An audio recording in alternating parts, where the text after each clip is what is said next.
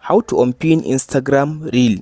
In today's video guys, I will show you step by step on how to unpin Instagram reels. After you open your Instagram like this, now tap on your profile at the bottom right side. After you open your profile, now as you can see now, this video is a reel on my Instagram section, so I'll tap on this reel section. So as you can see now, here is the video that I just pinned on my Instagram profile. If you want to unpin this video from your Instagram profile, now tap on this grid section. So as you can see now open up the video like this. After you open up the video like this, now tap on this three dot at the top right side. So now scroll all the way to down, and tap on this section. As you can see now, which says unpin from profile.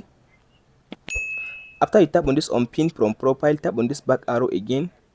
So now open up the video again. After you open up the video again, tap on this three dot again. Now scroll to down again and tap on this remove from grid. Tap on it.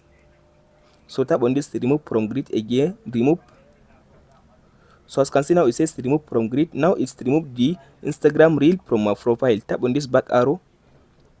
So as you can see now the Instagram reel has disappeared. If I tap on this reel section now, as you can see now, here is the Instagram reel. I unpin it on my Instagram.